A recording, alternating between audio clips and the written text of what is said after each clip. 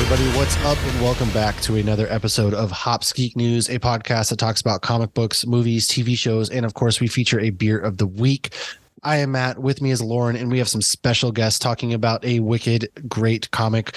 We're going to get into that in just a second on our special Creators Corner episode. First things first, as always, my personal beer of the week, unofficially sponsoring this, is from Barrique Brewing out of Nashville, Tennessee. It is their barrel-aged lager beer. T-Mav 12 degrees. I can't pronounce a single thing straight, whether it's a name, whether it's a beer, but we'll go with it. It's a 5.1% ABV Czech dark lager. It is wicked good. Honestly, it's brewed with floor malted Bohemian malts and Czech Saz. Again, I'm illiterate, but if you're on YouTube, that's kind of the can. And it's dark. Nice little smooth drinker for a Wednesday because we still have a couple days to go of work when we're recording this. Lauren, hi. I see your Disney trip went well. How's what beer you got? My Disney trip? Weren't you just at Disney? Facebook told me you're at the Tron. I was at Magic Kingdom today. I thought you meant our trip that we're doing to Disneyland. Yes, I got to go on the Tron Magic coaster today. I was like, I thought because this would release in the future and I had already gone to Disneyland. Oh, no, not yet. No. So I was like, I don't know. I hope it went well. We got to do the pass holder preview today for Tron. It was really good. Very short, but it was really good. It goes really fast. And they lock you in. If anybody's been to Animal Kingdom on Flight of Passage, they lock you in like that. So it's like you're like laying on your stomach. Oh. And I was a little concerned I was going to lose a flip-flop for a second, but I managed to crinkle my toes and hold on to my flip-flops. But it was a lot of fun. It was really cool. We're like on the way to Disney today. I'm like, I probably should have made the kids watch Tron. It was a rookie mistake. So I got my oldest watched the older one and the newer one years ago, but I need to sit down with the younger ones and make them watch it. But Logan had to stay home because he was too short. You got to be 48 inches. But my beer is actually, I'm going to say Disney themed. It is Great Notion. It's orange creamsicle. It's 7%, and it is a IPA with tangerine and natural flavors, and it contains milk sugar. I was a little concerned with the milk sugar. I was just trying not to get a triple IPA because those are all the phenomenal ones that are in my fridge, but I was trying to keep it a little lower ABV tonight. But the milk sugar is not overwhelming. Sometimes it's too sweet, but it's a fox holding a giant popsicle, so it kind of looks like it's really good, but it kind of looks like the fox, from Zootopia. Because remember, he has the giant popsicles. Oh yeah, that's right. I think they're making it's one of his cons. That's right. Yeah. With his little kid that he buys the giant popsicle and then resells it. That's Jason Bateman. That's right. Yes. And that voice you hear in the background, let's go ahead and kick it off. Christian, welcome to the show. Tell us about yourself. What is your role in this comic book? And what beer are you drinking today? So many instructions. I hope I do this right. Oh, God, what do I do? Look at me. Listen to her. I'm going to start with the beer because you guys knew so much about yours. I had to bust out my glasses and read the bottle. So I've got a Brooklyn black chocolate stout. Is that on camera? I don't have my self view on. You're good. Okay. Oh, good. And it's an imperial stout. I love stouts. I love porters. I love heavy. I love dark beers. I did not jump onto the IPA thing that happened. I don't really dig them until I discovered that I like double and triple IPAs. You just said the triple IPA. It's the weirdest thing. I do not enjoy an IPA, but you give me maybe it's just because I get drunk really fast. If it's not 10%, I don't want it. And this sucker is 10%. They tend to not be as strong on the IBU, so it's not as much like hops smacking you in the face. I think that's what it is. I don't think I like that. But someone was like, you got to try a double IPA. My buddy Bruno, when you're watching this is all about you. He's my beer connoisseur buddy, and he said, I said, I don't like IPAs. You're going to give me a double IPA? That's like giving me 2 helpings of broccoli because I didn't want one, and I was wrong. Like cooking the broccoli a little bit more so it has more flavor. I was wrong, and it was absolutely delicious. But this is a stout. It's a chocolate stout, which I love. There are a lot of coffee stouts out there. Yeah. I like them, but I'm not a huge coffee guy. You go the chocolate angle, you got me. So I'm digging this. My name is Christian DeMatteo. I am the co-founder of Fugitive Poems Comics. And I'm lucky to be the co-founder because I wouldn't be the co-founder without James Lyons, my partner, who made this really help make this dream of mine come true. And we are we are Fugitive Poems and we make comics is one of my favorite things to say, because that's James and I. And because of this company, we got to meet folks like Dustin Luke Nelson, who's one of my favorite humans on the planet, and now Matthew and Lauren. So this is terrific. So we've got a book that's in Kickstarter, and I could talk about that after. But thank you guys so much for having me on.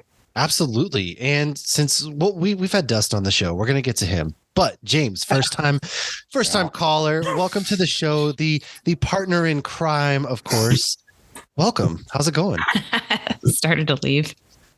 Yes, the other significant other in Fugitive Poems. I do the art for our collaborations and the lettering and the coloring and so forth. And the beer I have is one of my favorites. Lagunitas, I think. Little something. They changed the label on me. I got into this purely by the label. They used to have like I think she was like a roller skate sort of waiter at the time, but they changed it around. Totally. Especially with the name, I guess it's a little inappropriate these days, but I liked it. But I still love the beer. It's a smooth. Yeah, I got to get out my glasses too, Christian. DeMatteo always makes fun of me when I have to pull out my readers. So thank you guys. I appreciate it. I already got the glasses. Just never take them off. Exactly. That's your first mistake. Smooth and silky wheat IPA, 7.5 ABV. It's perfect. I usually like the slightly lower count. I'm more like a 5.5, 6.5 guy, but this one really hits me nice. Like something like the Sierra Nevada torpedoes. Do you ever have those? Oh yeah. I love them. Gateway IPAs. Then I'll drink. If I drink 3, then I want to drink 4, and I drink 4, and that's it. I get wishy-washy. So I just hate when that happens. You sit down to have one, and next thing you know, you're about 6 deep, and oh god, I still got to wake up in 3 hours and go to work. How am I going to pull this off? I don't hate when that happens. I roll with it. We're just going to see where it takes us today. But no, that is a good beer. I love Lagunitas. They're a great company and one of the first ones that I have ever gotten into. But of course, last but certainly not least, he was on the show last summer. We are bringing him back. Dustin, welcome back to the show, my friend. Thanks for having me back. I'm so glad to do this again. Always. Yeah. I think last time we did this, it was just me and you, and it was 10 a.m. and I had an honorary beer. That's right. Yes, we were. Neither of us were really in the drinking stage because it was one of those. Hey, we were trying to work it out, and it was morning for both of us. And we're like, all right, it's fine. Yeah. So we're doing it proper this time. Yeah, and I think I drank that beer that night, but I grabbed one and I was like, I can't remember. Didn't listen back and was like, I think I'm grabbing the exact same beer, which is a lupulin. Which is local. I wanted to represent something local. But then I saw when I was grabbing that I had to switch it up. I don't know why I haven't opened this. Making it a special occasion. I got the Sierra Nevada collaboration with Colonel E.H. Taylor. It's a bourbon barrel aged barley wine ale.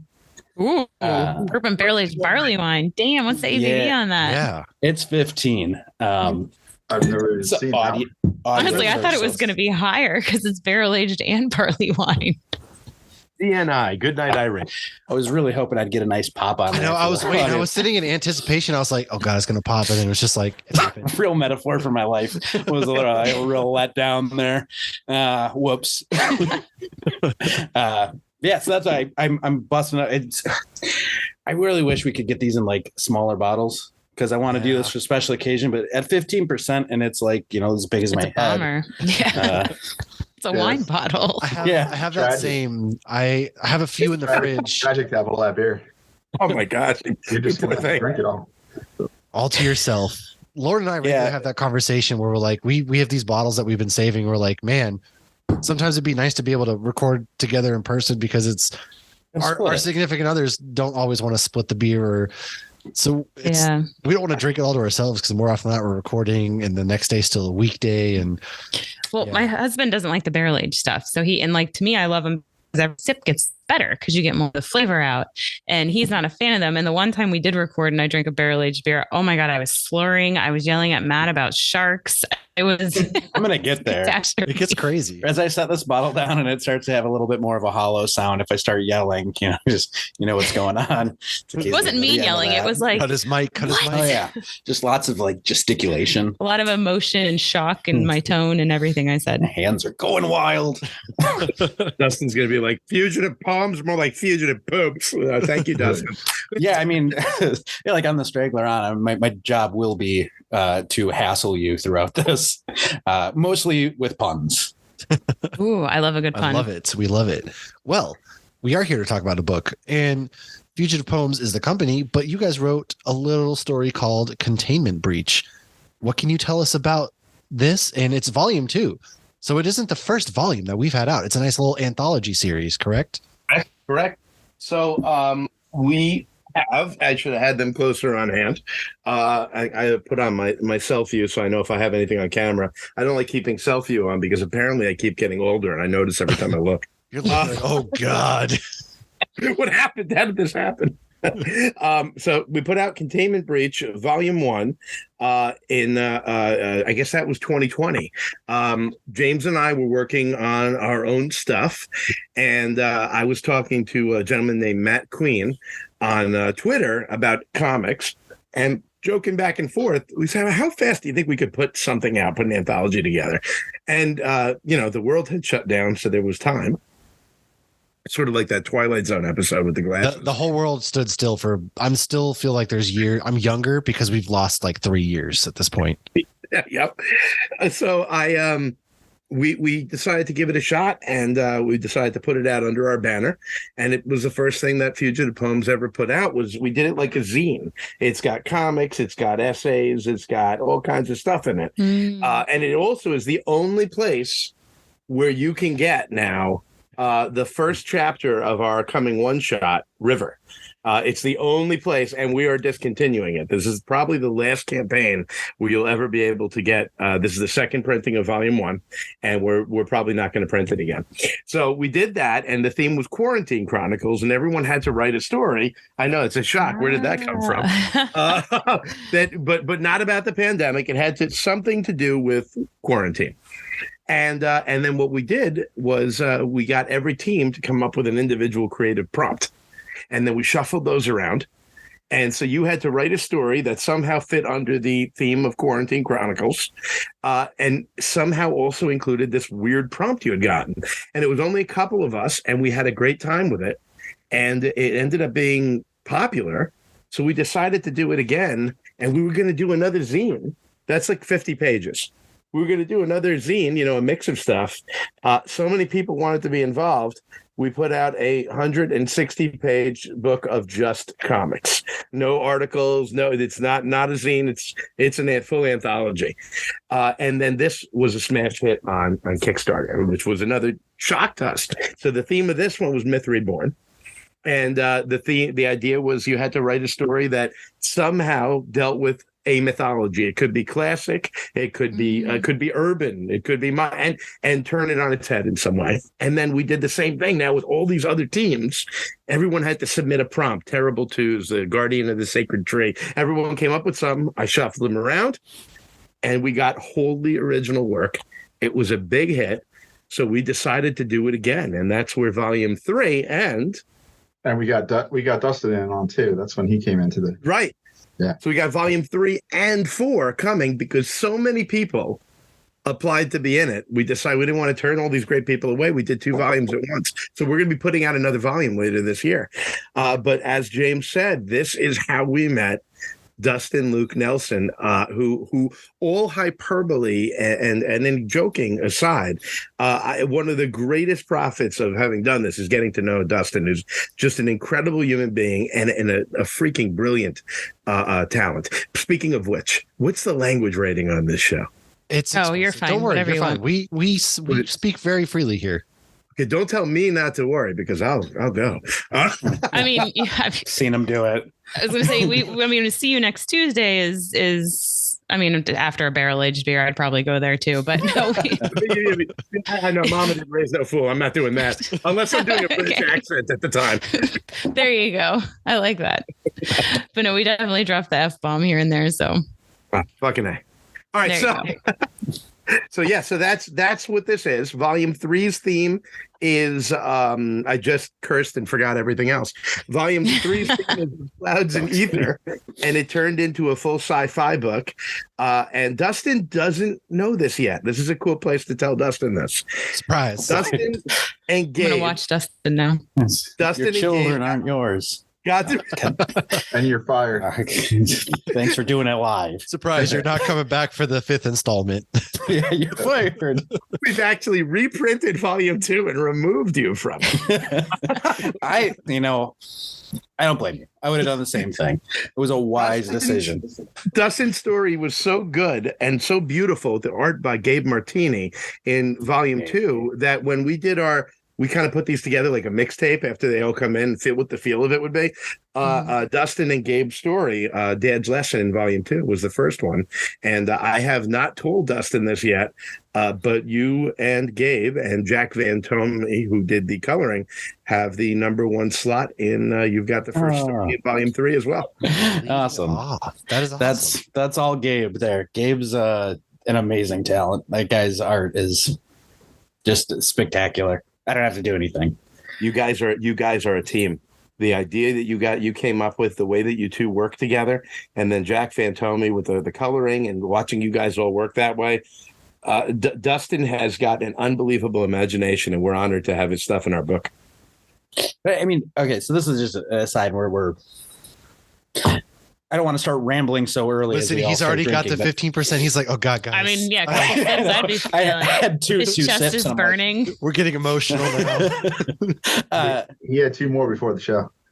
Yeah, this is my 3rd. See, when Matthew was opening the show, Dustin took it to the head. I was hoping no one noticed. I wanted to have a glass to pour this into. I didn't notice, and I thought Christian was kidding at first. No, I totally did. I was hoping no one noticed. So the story, I did it in the new volume with Gabe. So it's the second time we'd worked together, and I loved working with Gabe. We were both had when this was kind of happening. I talked to Christian about getting involved. I'm jumping the gun here because you should hear more about the anthology, but whatever. Gabe, we were like, all right, so we're both super busy. Would I want to work with you again? If I'm going to do this, I want to work with you. And he was like, yeah, sure, for sure. I can squeeze it in. Do you think you could write me a 2 to 3 page story? Could we do 2 to 3 pages? And I was like, absolutely, Gabe. If that's what you can handle, I'm there for you. I got 2 to 3 pages. And so I wrote a treatment and then sent him a script and was like, so I stuck to your confines and I have a 14-page script for you. Just like you requested. Poor Gabe that he knows me at all. James, we're all the same. James is listening to this as an artist, and I do this shit to him all the time. We're all the same. I felt so bad on it because I usually try not to be that guy, and I was like, I wasn't that guy so many times that I have to do all of that right now. I'm just getting all.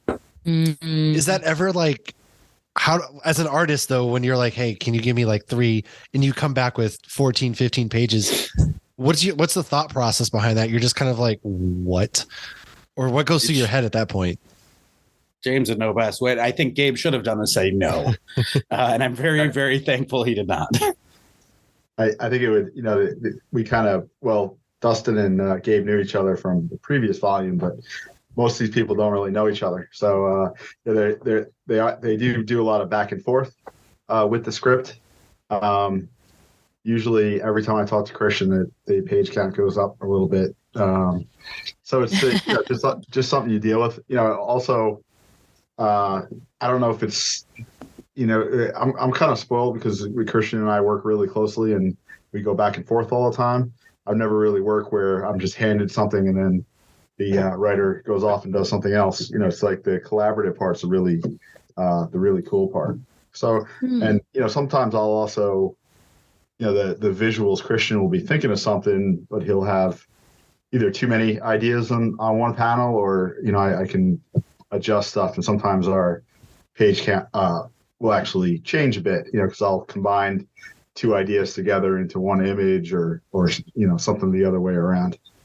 So it always works out. For our volume 4 story, which is awesome. And that's not me complimenting me. That's what James has done. It's a wild story that he's made freaking beautiful. I floated the idea, and he's like, listen, we got a lot of stuff going on. We're making a lot of stuff. Can you do that in like 8 pages? Absolutely. Absolutely. And then, all right, it's going to be 10. But there's a 2-page spread in there that's like one image. I mean, that's easy, right? And it'll probably be more like 11. It's kind of 12 at the moment, but it's also 14. And that one ended at 14, because I had a feeling if I said 15, he'd split my head open. But the best feeling in the world for a writer is when the artist says, you got a lot going on these pages. It's 4 pages, but I think it might work better as 6. And you're like, oh, really? You think so? Oh, no. Oh, not 6. Oh, no. I have to. Oh, darn. That's terrible. What will I do? I mean, if you're okay with it, I'll try and make it work with the script. With this idea of kind of anthology series, and everybody was on board, did you expect that kind of initial reaction of, wow, we have this idea, we want to do this anthology, which is something that's not really seen a lot in comic books. It's very almost rare, at least in my world. Maybe my sphere bubble isn't big enough. But were you surprised by the initial reaction of, dude, we have so many people that want to do this, and now we're 162 pages deep? Yeah, I'm happy to say we didn't innovate the idea, but it has become a lot more popular. Like most of the players in Containment Breach 3, they're also doing other anthologies, so it's becoming a lot more popular. Just like on some of the TV shows like Love, Death, and Robots, and what's that one? What's that Western one? I love that Western one. I always want to say Earl Scruggs, but it's Buster Scruggs. Buster Scruggs, yeah. The Ballad of Buster Scruggs, yeah. So that sort of anthology format, the short story format, is getting real popular.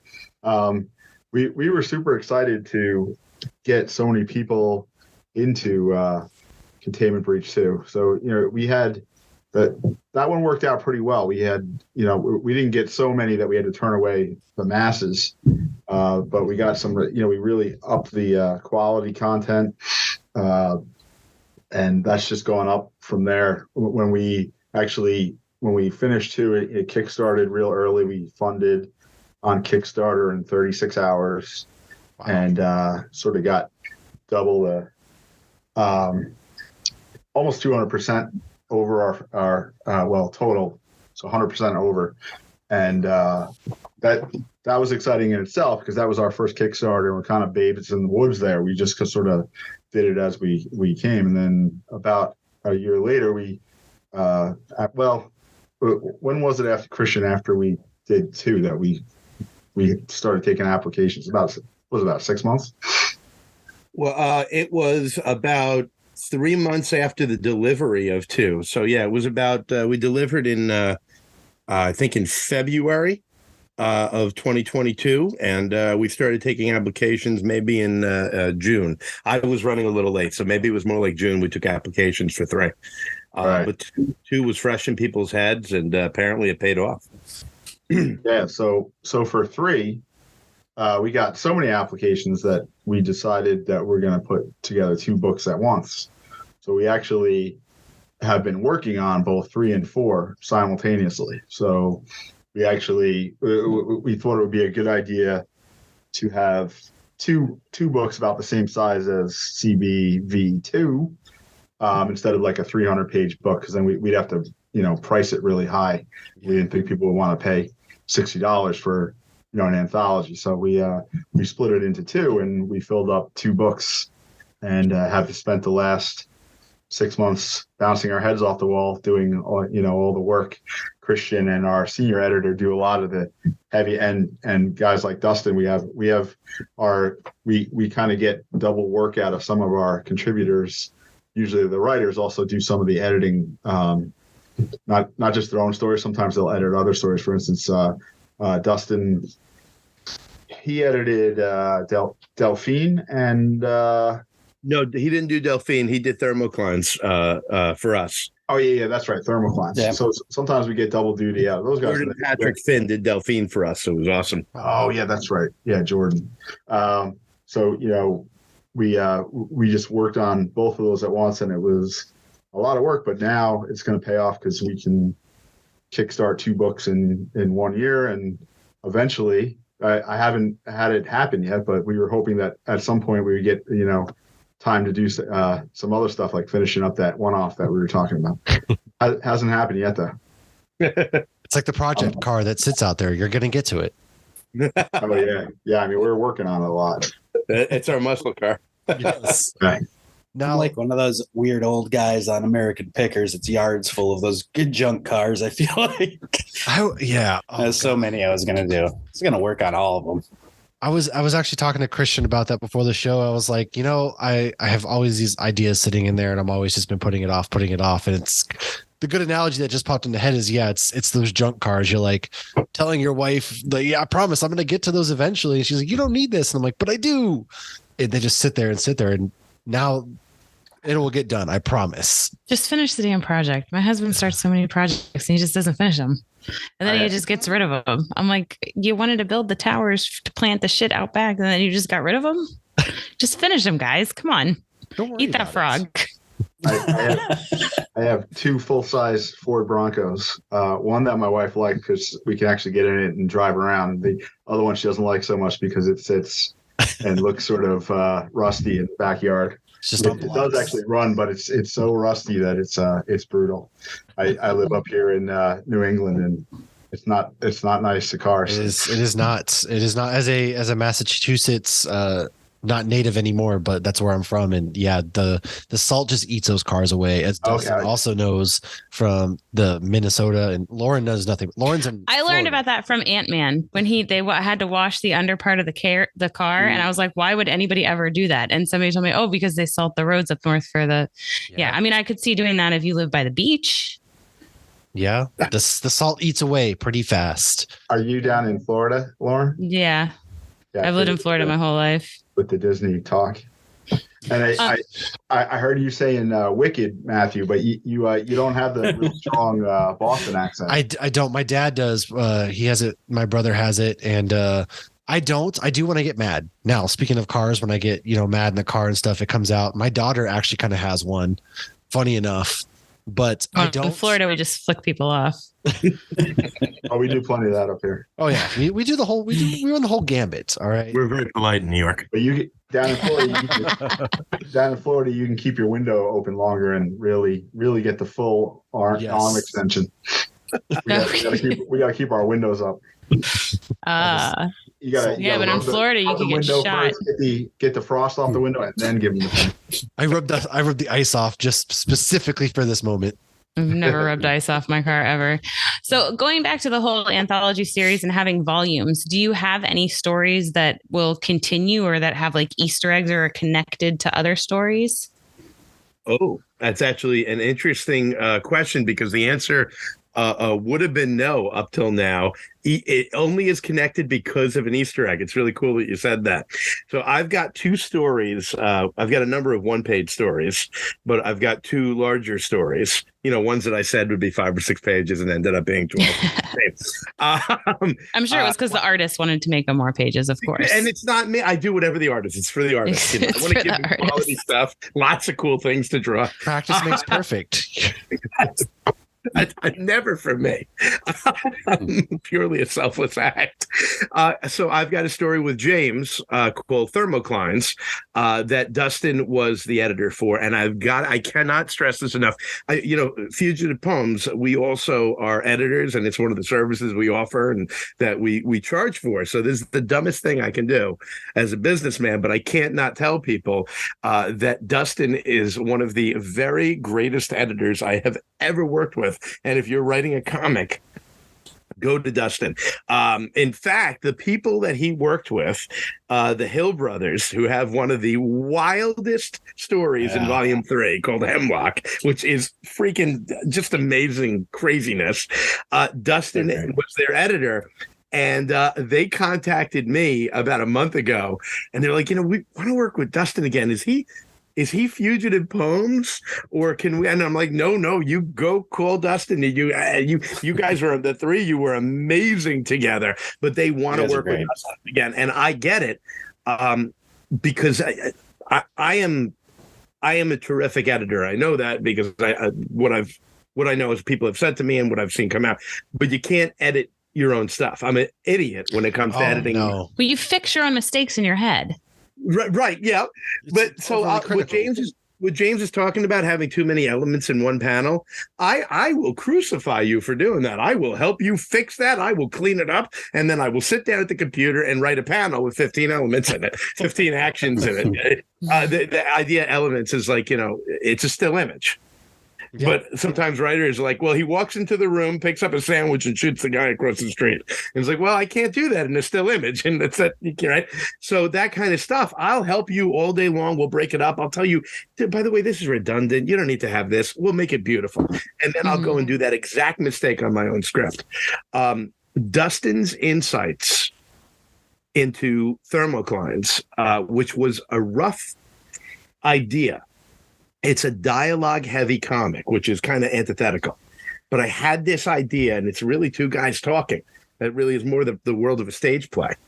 But I thought it would work.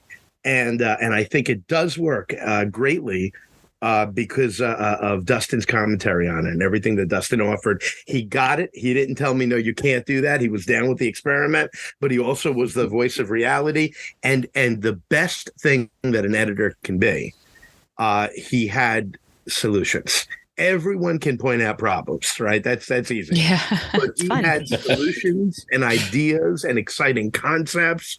And to me, that's the mark of a great editor. So we've got that story. And then I've got another story that I did with an incredible artist named Jay Sheik. Band of Bards just put out the first issue of his Hush Ronin series, and it's beautiful. And we did a story called The Yankovic Theorem. And Mark Capitelli, our senior editor, was the editor on that. So to answer your question, there is a page where the characters end up for a moment in a different world. And that world is directly from James's creation from another story that we've got coming out. That will be probably in another volume. So that otherwise they're completely separate. It's an opportunity to play in a playground and not worry about world building, not worried about just say, here's a short story. Right. But there is that Easter egg. And Mark Capitelli did a great job editing that one. I'm lucky to know a lot of terrific people. Do you think you'll build any more on any of that in the future? Like because I always love that it's like people can enjoy things, like Kevin Smith movies are a great example.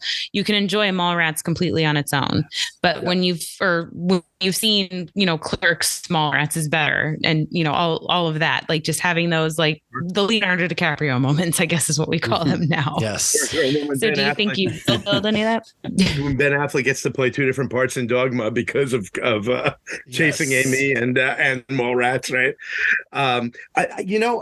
As far as, and Dustin can speak to this too, it's about what hits him. And, sometimes you write a story and that's it. That's what it was. But I was actually thinking about our first story in Containment Breach Volume 1 today, which is called Shelter in Flames. And we created Queen Dyla for that. It's a very, very short story, 5 pages. And that floated back into my head today, and I got a new idea for another story in that world. And I wanted to deal with that queen a little bit more that we ended rather quickly in that story. You're just letting everything build organically. Yeah, it's whatever. Works at the moment, yeah. Lauren, when I force a story, it always sucks. And there are those people that they get a paycheck to write a sequel to a movie and they manage to do a great job with it. And maybe that paycheck is very rarely. Right. That's true. Yeah. I can't write it if it's not happening. I don't know, Dustin, if it's like that for you. Yeah. And I've been paid to follow things up before, and you can do it. And yeah, if it doesn't feel good, it doesn't feel good. I mean, I've definitely had stories and anthologies where I'm like, oh, you know what? This is like a proof of concept for like this big thing and everybody's going to love it. And like finish that. And you're like, yeah, I think that's actually probably all that's interesting here. And had it the other way where like, I actually think the one that Gabe and I did, and so I edited a bunch of stories in both upcoming anthologies, but have one story I wrote in there. And that's kind of, sparked something new that I was like, oh, maybe this is there's a lot more to this. That can go all over the place. Yeah. So I also note, just because Christian's gone, I'm going to talk shit about him while he's gone. Oh, he came back too soon. Now I'm going to say something Christian, nice. Oh, sorry. I thought you were done. Oh, just if anyone who buys, if you're listening and you buy Thermoclines is in volume 4, Christian and James? Three. Okay, 3. One that just funded today. Oh, I should be doing a better job here. I'm like not. So I'm gonna sell it right now. You are fine. Yeah, I'm fired and live. So his story, Thermoclines, that I edited, the way he described it as kind of a stage play, it does seem like it should be an awful description for a comic. But I feel like if you are listening to this and then read that, it's actually really interesting as someone who like has no creative meat in this at all. You know, I just watch them do their thing and was like, this is good, because it was. It actually is a really interesting lens to look at it through, because I think James really kind of created it in a way to feel like that, but it also, you know, it feels like this David Mamet, like stripped down stage, couple people talking, but also becomes this like wild, all over the place, like just fucking beautiful. And also it's a pretty trippy comic. I mean, it really starts feeling like you're watching a stage play, and it turns into this like ethereal outer space weirdness. So you got a weird insight if you're listening to this and then get to read that of Christian talking about it as stage play, because that's not going to come through, I think, if you just sit down with it, but like is a really interesting way to look at it, because it kind of does tell a story of the progression of, one of the really good stories in this anthology. When so much of this came down to James, because James was handed this talky script that he had to make visually interesting. Every panel is these guys talking. It's like, well, how many times did he draw the two heads looking at each other?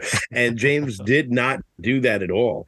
He made every panel fascinating to look at and vibrant and action. Even though there's a lot of talking, there is action in the panels, and he's got concepts floating in the background, and then there are page turns that are just going to knock you right on your butt. And that's all. James, I really handed James one of the biggest challenges of our career together, to make this good. He could have handed it back to me and been like, all right, so you're going to produce an off-Broadway play without me. But he figured out how to do it. And I'm, again, so lucky to be working with James. Christian, am I able to, do you care if I give like a little bit of a description of that story? Without the twist, yes. Yeah. Okay, so you got like two guys who appear to be hitmen, kind of talking about what they're going to do. They're cornered and are trying to find their way out of this situation. So I have edited this, and I was lucky to come in really early on the story, and like Christian was filling me in, like, here's what I'm going to do. Well, he was prefacing it like, I'm going to send you a script, and it's weird, man. And I was like, awesome. I love that. Let's do this. Let's get weird. Yeah, that's may have been an actual email I sent him. I go, yeah, man, I love it. Let's get so weird. I don't know what's going on. So I've been in the script a whole lot. I'm editing it. I've read it like, more than 20 times probably. And when I saw the first art, which was quite a ways along, even I was like, having known it that well, I was like, oh, whoa, holy shit.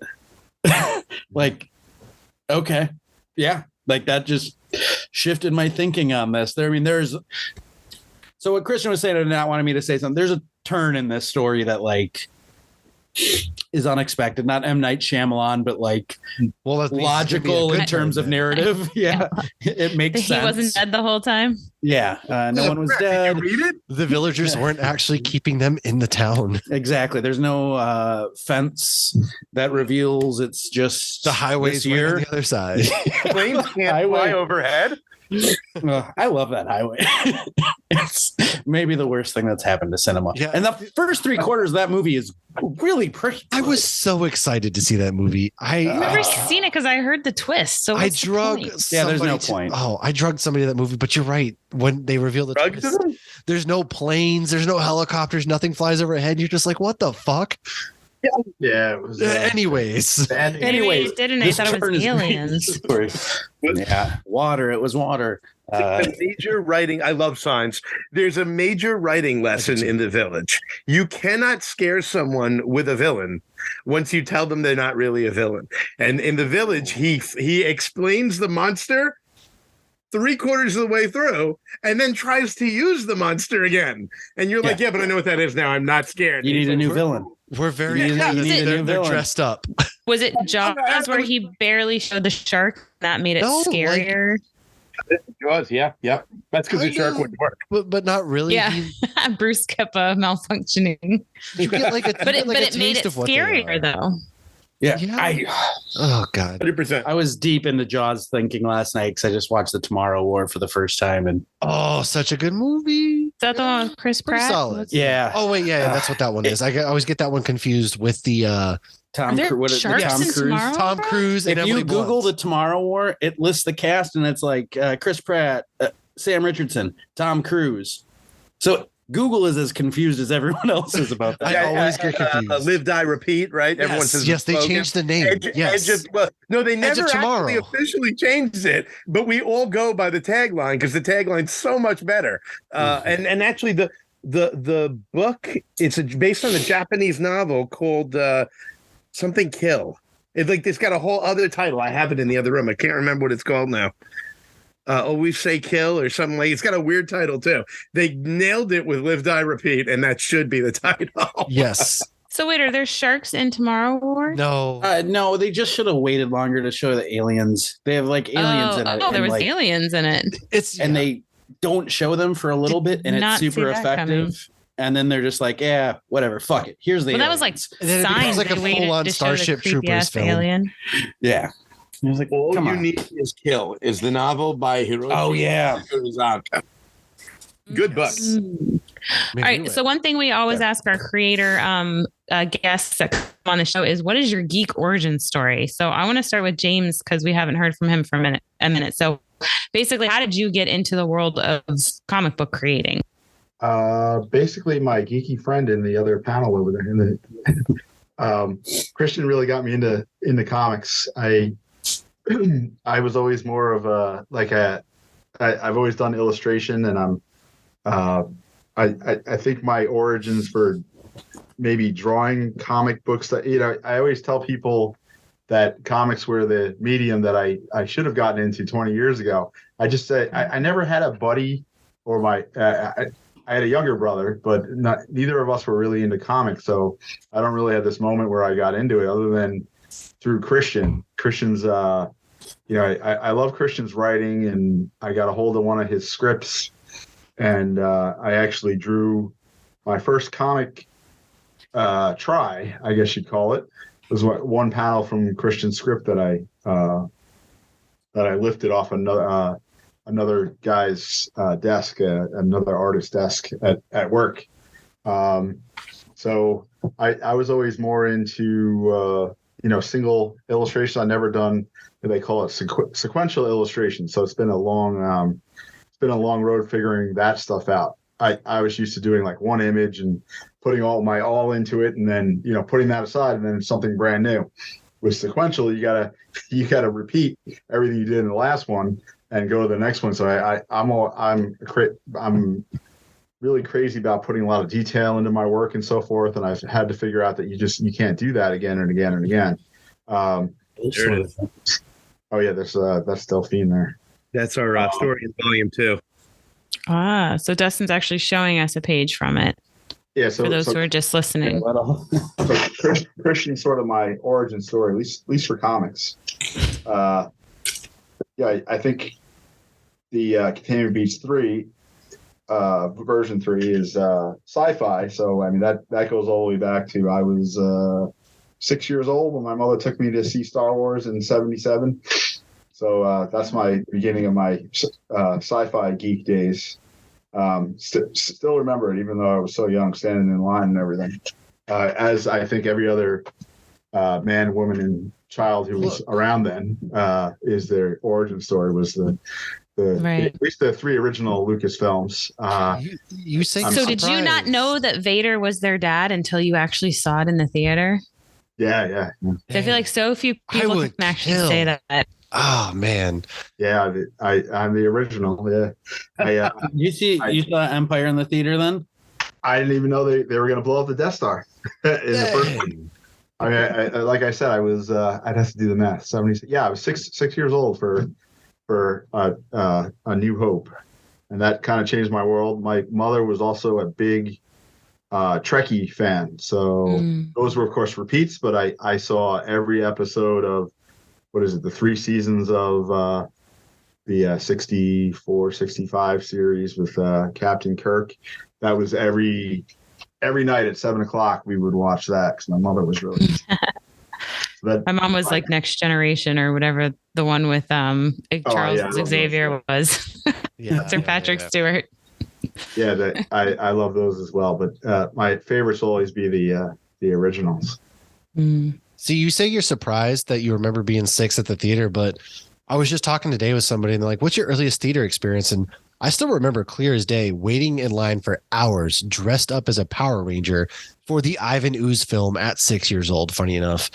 And it's just crazy how those memories, being so young, but they stick to you. This is one of those vivid memories. You don't remember anything else from your childhood except for being seated for A New Hope as one of your first cognitive memories. And it's wild. I remember being traumatized during T2 at 6 years old because I don't know why the hell my mother brought me to see that movie in the theater. Yeah, I don't think I would have brought my child to Terminator 2 of all movies, but that wasn't a normal thing for my mom. I don't know why, but I remember being terrified the whole time.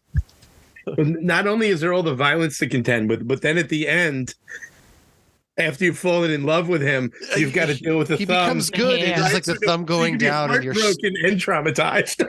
You know what's funny is like watching it later, like I honestly always thought it was T1, and then somebody did the math and they're like, well, how old are you? And it's like, I was born in 83. So he's like, no, that had to have been T2. I was like, oh, okay, it was T2, I guess. So I think my head was in my mom's chest most of the movie. Yeah, so T1 was what, 84. So yeah, so it couldn't have been T1 or I mean, if she brought me when I was 1, she wouldn't be a horrible mother because I probably would have slept the whole time. Right. I remember seeing T2 because that was I was 20 and I just gotten off one of the coolest jobs in retrospect. One of the best jobs I ever had. I went and I did counseling at a Boy Scout camp way upstate New York, up in the Adirondacks. And by the end of the summer, I wanted to kill every child that was that age, like in between age 11 and 13. And I went to the movie theater with a friend, and sure enough, two young boys sat in front of me. They were like 12 or 13, and I believe I threatened their lives when they started getting loud. My husband did that during the Batman. If you don't shut up, I'm going to rip both your heads off. I remember saying that they were quiet for the rest of the show. Good. Because I was counselor and I did archery for the whole summer, and like I said, it was the greatest job, but it wasn't necessarily the kids that made it the greatest job. It was being up there. That ate their assholes. Yeah, they're just they really are. They're really getting the idea that they know it all, and they they don't give the counselors respect. But I did have a lot of fun with it. I have a really important question about this movie theater situation. Did you have the beard at that point? Oh, no, I was only 20. I did have a version of the beard, but I wouldn't have been able to go with that. It wasn't that full. A beard that vigorous is very intimidating. It is. It ups that threat by like a quotient of like 8. It easily, it adds stats. So we had teenagers. I think you're serious if you say that with that beard. Yeah, Especially it's like 10 years old. You're thinking like, oh man, with a beard that glorious, you're like biker gang. Yeah, That was the first thought. sure. No, I I was feel like guys with beards are nicer. and now I know that for sure. But if when you're a guy 10, with a you don't know beard- this. yeah, guys get intimidated by beards. Women tend to like the beards, I think. Sure, my husband has. Most of the ones I made it say it's usually women like it. Beards are sexy. Not gonna That's lie. true. So, Dustin, I know we've already covered your geek origin story, but why don't you let Lauren know what was your kind of beginning? I totally don't remember what I said before, so I'll probably contradict it entirely. It is like Good news, it was like a year ago, and I don't even remember. I don't know myself. No, so I know myself.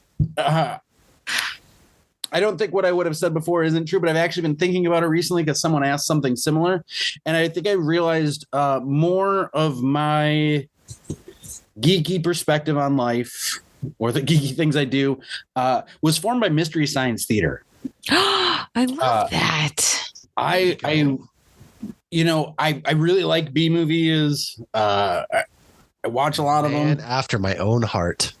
But that's the way to watch them. I think the way I really got into them was Mystery Science Theater, being really young and watching. Because also, I mean, I'm from Minnesota, so we claim ownership to anything that has the remotest connection to us because there's so little in Minnesota. So, like Bob Dylan, we're still like, hey, Bob Dylan's ours, Coen Brothers. Yeah, they live in New York, but they are Minnesotans. So Mystery Science Theater, very Minnesotan. But I was very much You try to say things that aren't Florida. Sorry, go ahead. So I really grew up with like the Mike Nelson Mystery Science Theater, not the Joel's. I'm a little too young for Joel. So Mike Nelson, the Bill Corbett era Mystery Science Theater, like formed way too much. I mean, I still, it happened today. I still think of like things that were said in Mystery Science Theater, the movie, that just like pop into my head, and I'm like, want to say them to like my wife or friends who have not watched that movie. Really, the only person in my life anymore I can say it to is my daughter, who I made watch it, and she was like, "Yeah, I guess." I mean, that was kind of funny. All right, that was all right.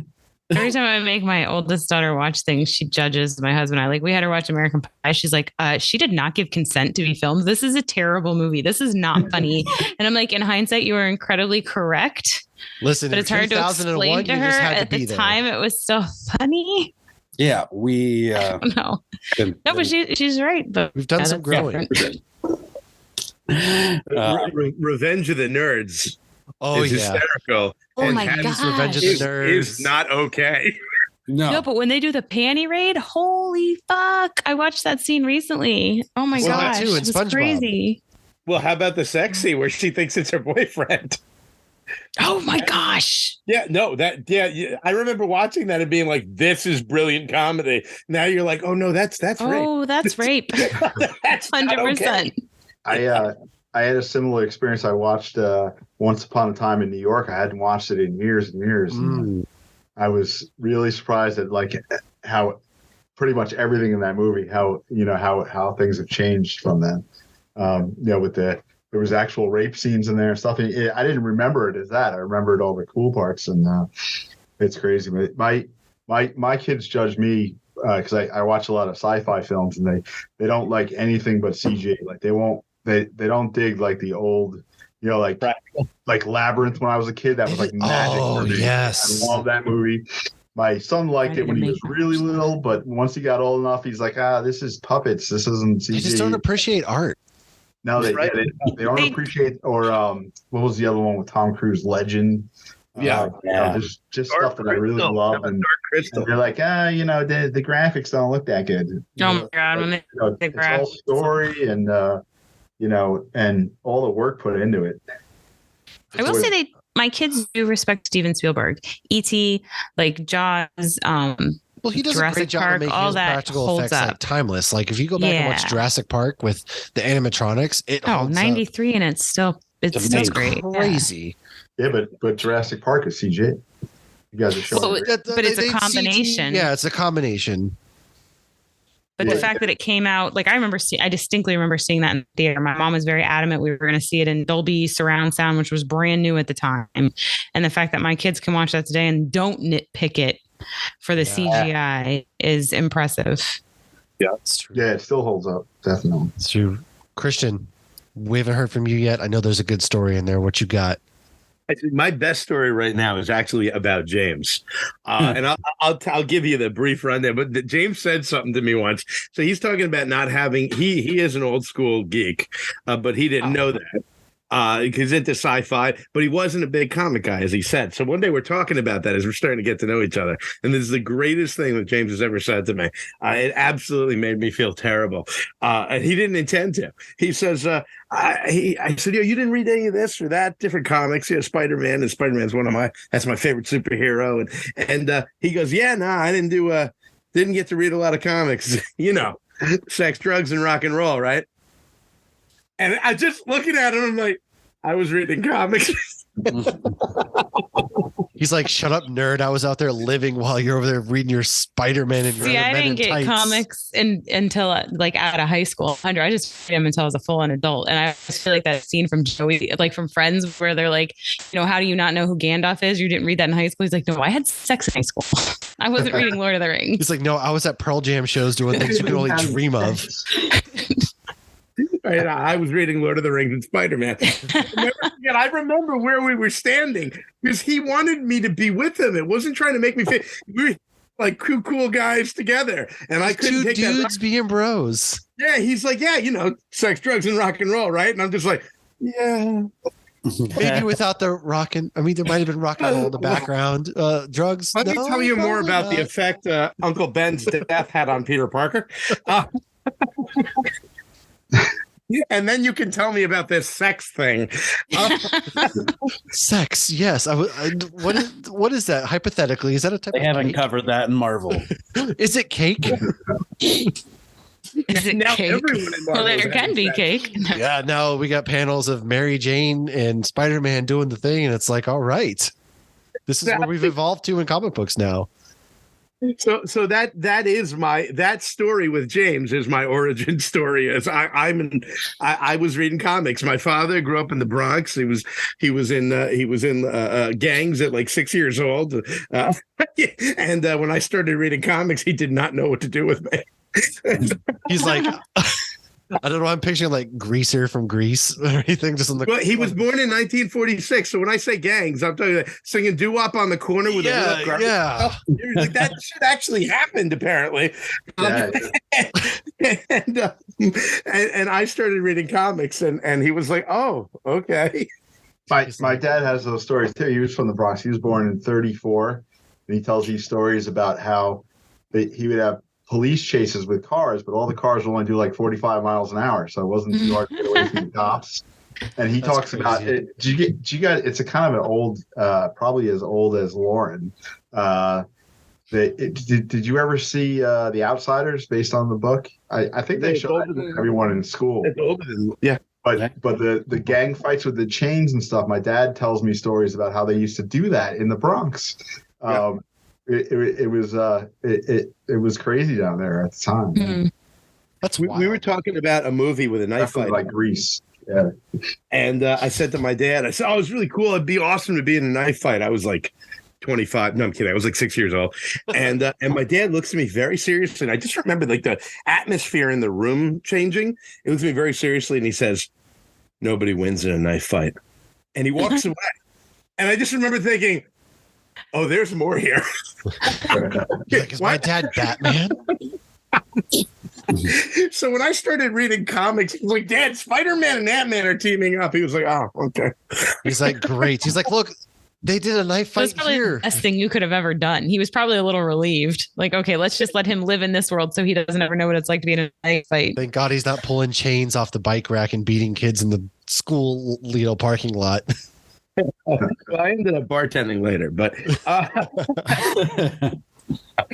yeah. So my origin story is I'm a geek, a nerd, whatever the term is. I love literature. I love sci-fi. I love fantasy. I love books. I love comics. I love movies. I love music. I'm an art fanatic. I love entertainment. I like cool shit. And I want to write cool shit. I've written novels and screenplays and anything that pops into my head. And when James handed me, and I didn't even know him that well yet, that panel of Pamela, as the character's name, walking down the street with this beautiful red scarf trailing behind her, and the mannequins in the windows of the shops on 8th Avenue are looking at her. I didn't even know what to do because I had never had anyone draw one. I had been writing comics for someone else, like his ideas and writing them. I had never, Michael Grassi, a great dude.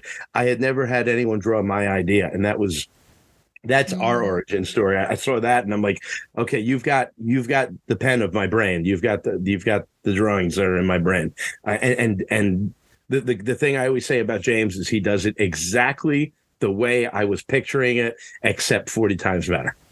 It's like he got the concept, but that's not at all even. I didn't even think of that, and that's where I come from. I love cool stuff. I want to make cool stuff. I want to talk about cool stuff. And that's all. I'm with you 100%. You're speaking to my soul right now. And cheers. Seriously, if I wasn't out of my beer, we'd be cheersing right now. But as we go ahead and get ready to wrap this up, I want to hear from each of you. If you can leave everybody with one thing, whether it's about yourselves, whether it's about Containment Breach, Fugitive Poems, whatever it is, drop it, leave us, and then also where can everybody find yourselves individually? Dustin, we'll start with you this time because you went last at the start. Guess what? You get to go first now. All the pressure. It's getting to me. A barrel of just barley wine. Yeah, it's totally empty. I definitely drank all that. And I'm just. Oh, you're kidding. I was like, holy shit. Yeah, no, I didn't. I didn't know if I was impressed or I concerned. had that like first half one, and I'm like, yeah, that's. I don't know what to do with the rest of this. Matthew, ask him a really invasive question right now. Now's the time. The quadratic equation. I will.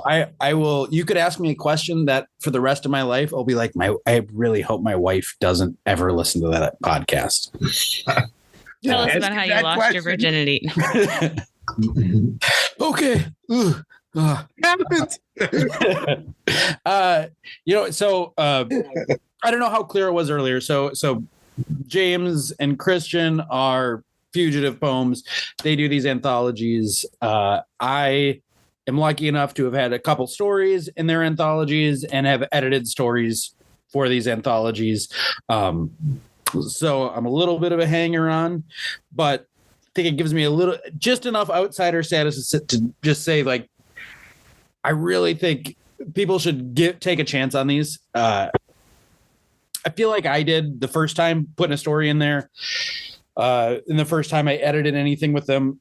And it's been a delight, like, to just like their perspective on comics and storytelling, I feel like is fresh and inclusive and welcoming. And the end result of that is anthologies that have interesting stories and surprising stories. They're a delight to read because they aren't any kind of formulaic, like, this is how a comic should look, this is how a story should go. That's not what happens in Containment Breach. There is freedom for the artist, but they also provide a lot of resources to the artist. This isn't like, I know Christian called the first one a zine. Like, what they're doing isn't a zine. It is like polished stories, really beautiful work, interesting stories, a diversity of voices. It's really cool, and it's worth taking a risk on. So, that's the pitch I'm making for them. Is these anthologies are awesome. They, like, even as an editor, I definitely was handed scripts that I started with, and I was like, I don't know where they're trying to go, and what they've set up. The end result has been beautiful and really fascinating. It's just sort of a lot of really good stories. I mean, they're really great anthologies. Thanks, man. I'll say, thank you. You are not an outsider, Dustin. You are an integral part of the Containment Breach series. And as the poet Vin Diesel once said, family. Yeah, we call our contributors fellow fugitives, and Dustin's right at the top of that scale. So thank you for all your work, and thanks for the kind words. They do call them fellow fugitives. We are very proud of these books. I have a history of graphic design and doing that kind of stuff. So I was able to hit the ground running, and I'll put the quality of not only 3, which like has already been said, was just funded today, and you can still take a look at on Kickstarter if you're interested. But even back to 2, I'll stand on the graphic design and the impeccable resolution and layout of the book. I mean, I'm not bragging. I just looking at comics, we occasionally you'll look at a Marvel or a DC output, and you'll see mistakes and stuff in there, and we got none of that in our books. Our books are as good or better quality than what Marvel's putting out. Artists and stuff aside, I'm not saying that every artist that we have in there is, the latest Marvel guy or girl, but the quality of the books is incredible, and we have to thank Christian and guys like Dustin and our senior editor Mark, who really, they really go beyond what an editor does. I've seen what they do to the stories, going back and forth, and really try yanking and pulling the best stories out of their writers, and then going back and I have more involvement with the art and getting that art up up to the spec, going beyond. Not every artist is Marvel quality yet. I always talk about the artist. An artist's path in life it's a journey. It never ends. And I'll look at stuff that I did 10 years ago and cringe a little bit, but that's still ahead of some other people are, right? So we get the best out of whoever we choose to accept into our stories. We get the very best out of them, and I think for the most part we've had very little tension or cracks or anything in that. People really find it to be a positive experience. Which is the coolest thing. Christian always likes to say, this is not our day job. We don't have to put up with shit. We don't have to, kiss up to the boss or anything like that. Because we're the bosses, right? So, but we have fun doing this, and if we're not having a good time, we're not going to have you back. And we've had very few stories of that type of thing going on. It's been just a great experience throughout. And it will be going forward for 3 and 4. Absolutely. So we are Fugitive Poems, and we make comics. So I'm not going to talk about finding me separately, because there is no separation from Christian and I. We're Fugitive Poems. There is no. I don't do comics with anyone else, and I wouldn't want it. We're it together. That's it.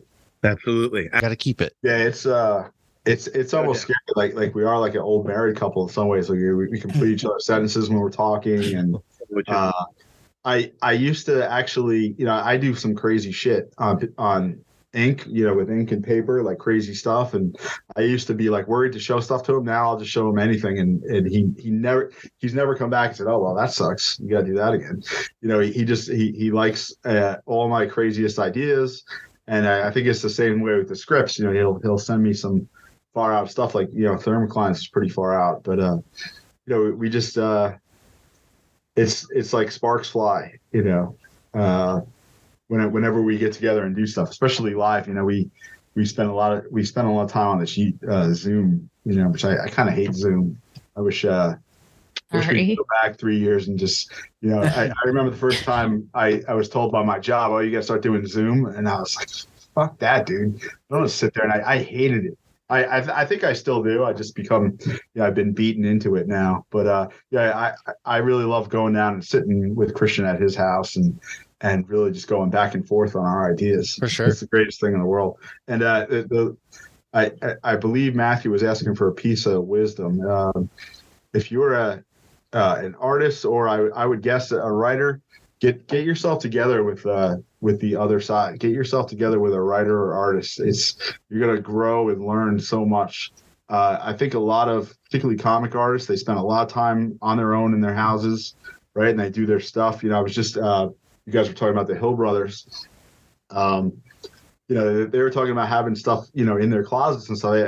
I have a lot of that stuff too, but getting out there and working with Christian and expanding my safe zones with Christian, because him asking me to do these things that I would never think to draw on my own, it's made me grow so much as an artist. And if whether you're a beginner or you're 50 years old, get together and collaborate with someone. It's the greatest thing you could possibly do. I'm so happy that Christian got me into this. So that's my word of advice. Get yourself out there, get out of your own head, and put yourself out there and challenge yourself by working with either a writer or a comic artist, either one. Get out of your comfort zone. We've had multiple guests where we've asked, what would you give advice to somebody? And like, if I remember the first person that really said it was Heather Anto. She goes, just don't feel stupid. Just ask. She's like, email the person, email the editor, email, whoever you think is too big for you. You never know. What's the worst they're going to say? No.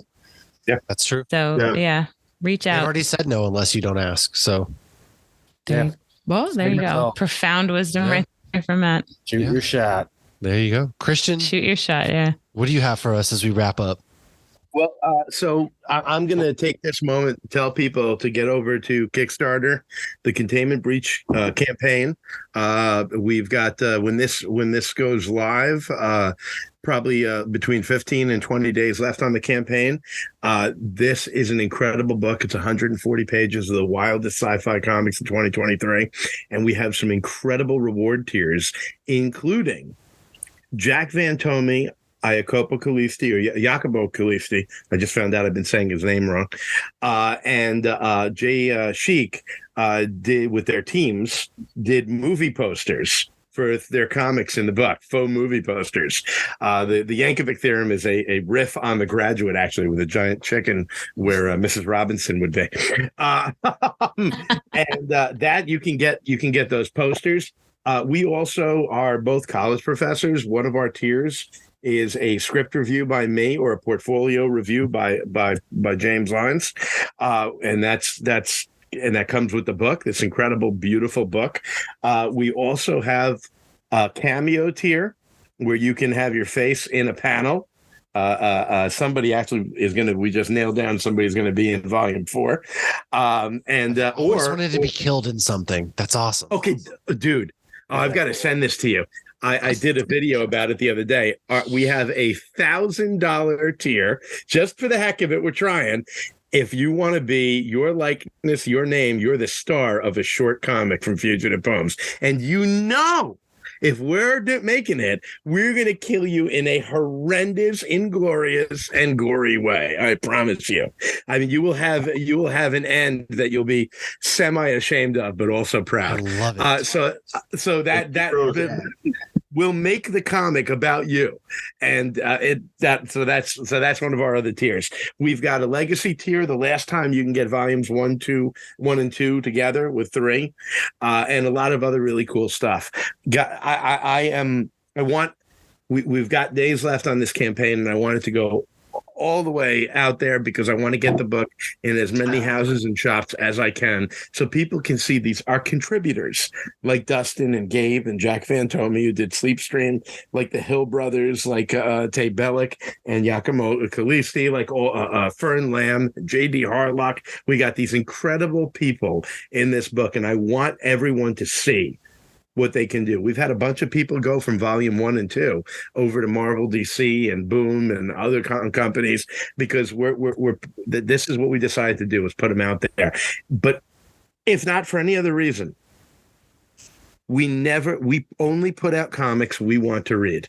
Every story in this book is a banger, and that's because that's all we'll allow in. Mm-hmm. I hate when I get an anthology and there's like 2 good stories, 3 ass stories, and 5 terrible stories, right? Every story is a banger. Even if it's not your exact cup of tea, you're going to be awed by the way it was put together. And then you'll move to the next story, which will knock you on your ass. They are, and I am so, and I can say that because they're not all my stories. I'm not bragging about me here. Our contributors are incredible. So that get over to Kickstarter, Containment Breach of Clouds and Ether. Get your copy now. You want this book. And we'll be at Terrificon in July if you want to meet us. That's in Connecticut. We'll be at Terrificon. Go to our YouTube page. Where I interview all of our contributors individually. There's more Dustin Luke Nelson there, which we all need. Subscribe and join. And the piece of wisdom that I'll leave you with is when you're in a diner and you order corned beef hash, get them to put white toast on the bottom, put the corned beef hash on top of that, and 2 sunny side eggs up top. They have to build it that way. This way, when you get it, you can break the yolk. It goes right through. It's a perfect meld, and that is the best advice I can give anyone for life. But we really appreciate you guys coming on. Head to the Kickstarter. The link is going to be in the bio of this episode. So click on it, check it out. There's a tier for everybody. I was looking at it, whether you want a digital copy of a story for $5, whether you want the whole thing for $30, a nice physical copy. There's something for everybody out there. Get it. Support some of these creators. Not everything has to be a superhero story. And I personally love a really good anthology because, like you said, these stories, it's my ADHD brain just loves jumping from story to story. And so check it out. And I love building on the myths. And obviously Matt is on season 5 of his supernatural journey. And that's a lot of what they've done is take all of this mythology and spin it to their own. So it's always fun to see a unique perspective on these. Like me, but I got him. Your mythology freaks. I'll put a little adventure in your ear. Lauren was asking about collaborations there. Christian and I have been throwing around the idea that Containment Breach 5 might be all sequels.